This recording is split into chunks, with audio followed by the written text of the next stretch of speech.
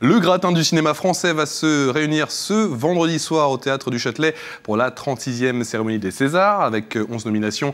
Des Hommes et des Dieux de Xavier Beauvois, le grand favori de cette compétition 2011. Mais à 24 heures de l'événement, certaines stars ont déjà été récompensées. Et oui, alors pas avec des Césars, mais bien avec des cadeaux. C'est ce qu'on appelle les gift suits. Et Alexandra Limy revient sur une pratique de plus en plus courante.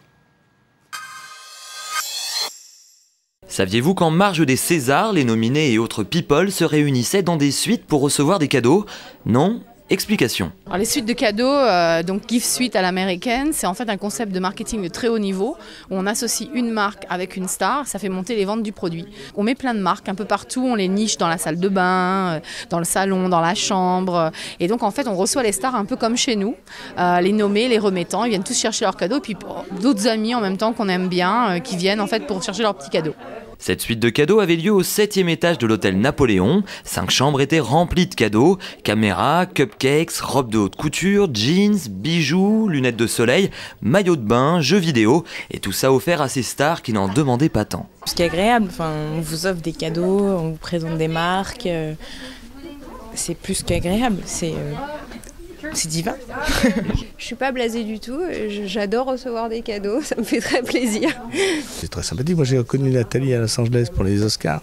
Alors c'est des choses comme ça, ça fait connaître des deux côtés. Nous on connaît des produits, des choses jolies, et puis pour les gens ça leur permet de communiquer de manière sympathique, quoi.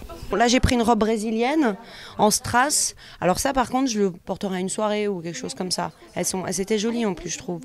Et moi, en plus, j'ai la chance que tout m'aille. Allez, au revoir.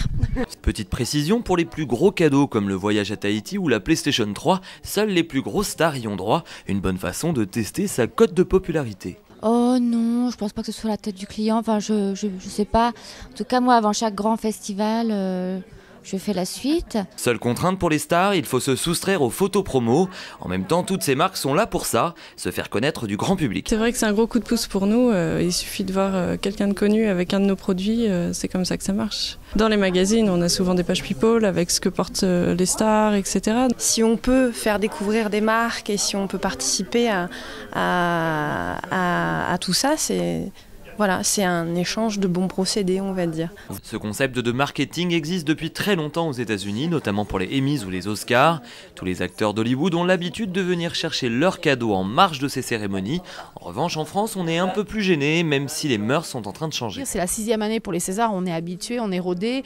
On a 80% des acteurs qui font les photos, alors qu'à la première fois qu'on a fait ça, on avait 40% des acteurs. Les gens avaient un peu peur, ils nous ont commencé à nous faire confiance, ils ont vu que ça se passait bien, ils ont vu qu'ils avaient des beaux cadeaux. Voilà, vous savez maintenant que la vie de star a de nombreux privilèges, même si l'on pouvait s'en douter. Et puis à défaut de gagner un César ce vendredi, certains acteurs sont au moins sûrs de repartir avec quelque chose. Hein, Gérard? Comme je suis pas sûr d'avoir de César, autant avoir les cadeaux.